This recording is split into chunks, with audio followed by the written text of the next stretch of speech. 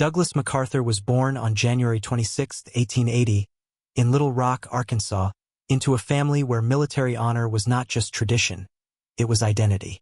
His father, Arthur MacArthur Jr., was a Civil War hero and Medal of Honor recipient.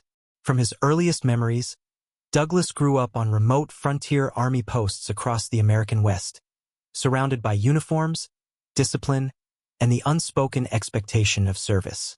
His mother believed deeply that her son was destined for greatness. She supervised his education personally and demanded excellence in everything he did. Failure was not discussed, it was simply unacceptable. In 1899, MacArthur entered West Point. The academy was unforgiving, designed to break weak men. He excelled academically and militarily, graduating first in his class in 1903 with near-perfect scores. Classmates noticed his confidence, intensity, and commanding presence. Even as a young officer, he carried himself like a future general. He did not merely want to serve his country. He intended to shape its destiny. And the 20th century would soon give him that opportunity. When the United States entered World War I in 1917, MacArthur refused a comfortable staff role. He demanded frontline duty. Assigned as Chief of Staff of the 42nd Rainbow Division, he sailed to France determined to prove himself under fire. On the Western Front, he quickly developed a reputation for fearless leadership. He personally reconnoitered enemy trenches, often without a helmet or gas mask, exposing himself to sniper and artillery fire. His men saw him walking upright through shell bursts, calm and deliberate. He was wounded multiple times and received numerous decorations for bravery, including the Distinguished Service Cross. But medals were not what drove him. He believed a commander must share danger with his troops. By war's end, MacArthur was one of America's most decorated officers. The war shaped his belief that boldness, speed, and personal presence could turn chaos into victory. He emerged as a rising military star, confident that larger responsibilities lay ahead. In 1930, at just 50 years old, MacArthur became the youngest U.S. Army Chief of Staff in American history. Yet he assumed command during one of the nation's most difficult periods, the Great Depression. Military funding was slashed. Isolationism dominated politics. Many Americans believed another global war was impossible. MacArthur disagreed. He warned that instability in Europe and Asia posed serious threats. He advocated modernization, mechanization, and preparedness. His message often clashed with political leaders focused on domestic recovery. Then came the 1932 Bonus Army crisis. Thousands of World War I veterans marched on Washington demanding early payment of promised bonuses. Ordered to clear the encampments, MacArthur personally directed troops into the capital. The images shocked the country. To supporters, he had restored order. To critics, he had used excessive force. The controversy revealed a core truth about MacArthur. He would act decisively, even if it damaged his popularity. Authority, in his mind, must never appear weak. In 1935, MacArthur left active U.S. service to help build the Philippine Army as the islands prepared for independence. He accepted the symbolic rank of Field Marshal and began reorganizing defenses. But limited resources, outdated equipment, and slow mobilization left the islands vulnerable. After Japan attacked Pearl Harbor in December 1941, Japanese forces quickly invaded the Philippines. American and Filipino troops fought bravely on Bataan and Corregidor, but they were outnumbered and undersupplied. Disease, hunger, and exhaustion spread. President Franklin D. Roosevelt ordered MacArthur to evacuate to Australia to continue the fight. Leaving his men behind was one of the most painful decisions of his life. Before departing, he declared, "I shall return." Those 3 words became a rallying cry. For Americans, it symbolized unfinished business. For MacArthur, it became a personal mission. Arriving in Australia in 1942, MacArthur assumed command as Supreme Commander of Allied forces in the Southwest Pacific. The United States needed victories. The Japanese Empire seemed unstoppable. MacArthur proposed a bold operational strategy: bypass heavily fortified Japanese strongholds and attack weaker positions, cutting supply lines and isolating enemy garrisons. This island-hopping approach conserved lives while maintaining momentum. Step by step, Allied forces advanced through New Guinea and the Solomon Islands. Each victory restored American confidence. MacArthur maintained a powerful public image: sunglasses, field cap, firm expression, projecting calm authority. He constantly reminded the world of his promise to return to the Philippines. The campaign was not only strategic, it was personal.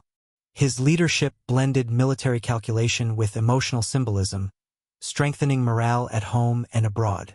The counteroffensive had begun, and it was gathering unstoppable momentum. In October 1944, the promise was fulfilled. As cameras rolled, Douglas MacArthur waded ashore on Leyte Island in the Philippines. The image became iconic: trousers wet, cap firm on his head, eyes forward. He addressed the Filipino people over radio. "People of the Philippines, I have returned." For many Americans, this was more than a landing. It was redemption. Nearly 3 years after being forced to leave, MacArthur had come back.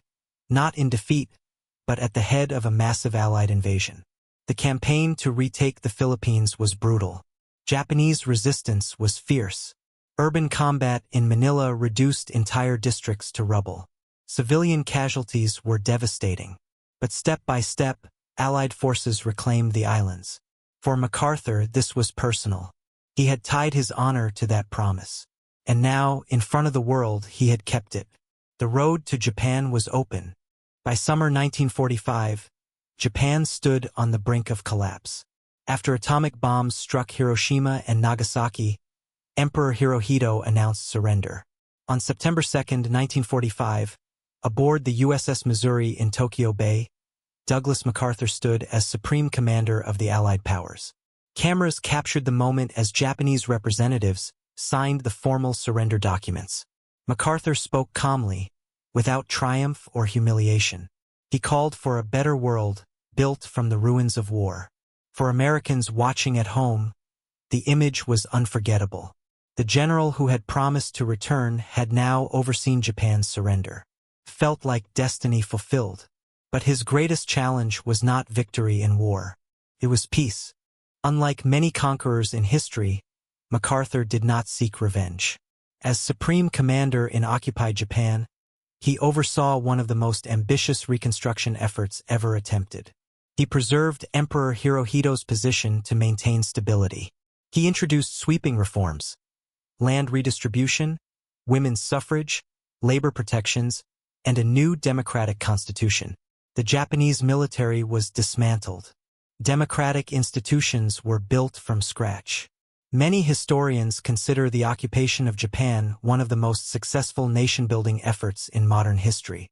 Within years, Japan transitioned from militarist empire to democratic ally of the United States. MacArthur governed with enormous authority, almost like a modern-day proconsul. Critics questioned the concentration of power. Supporters praised the results. He had won the war. Now he was reshaping the peace. In 1950, war erupted again, this time in Korea. North Korean forces invaded the South, and MacArthur was placed in command of United Nations forces.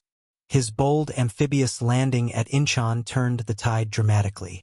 It was a strategic masterpiece, cutting off enemy supply lines and recapturing Seoul. But success bred confidence, perhaps too much. As UN forces advanced toward the Chinese border, China entered the war with massive troop deployments. The conflict escalated dangerously. MacArthur publicly advocated expanding the war into China, even suggesting possible use of nuclear weapons. President Harry S. Truman disagreed. He feared global escalation. In April 1951, Truman relieved MacArthur of command. The decision shocked the nation. Some Americans saw him as a hero betrayed by politics. Others believed civilian control of the military had to prevail. The controversy divided the country and marked the end of his military career. After his dismissal, MacArthur returned to the United States to a hero's welcome. Crowds filled the streets. Congress invited him to address the nation. In his famous speech, he said, "Old soldiers never die. They just fade away." The line became legendary. It was dignified, restrained, almost poetic. He did not attack the president directly. Instead, he framed his departure as the natural end of service. MacArthur spent his later years reflecting on war, leadership, and duty. He remained a towering figure in American military history, admired, debated, sometimes controversial, but never insignificant. When he died in 1964, he was buried with full military honors. Douglas MacArthur was not a simple hero. He was ambitious, bold, proud, and complex. But he embodied a generation of American commanders who faced global war and reshaped the world. And for many Americans, he remains a symbol of resolve, a general who believed destiny was not awaited, but seized.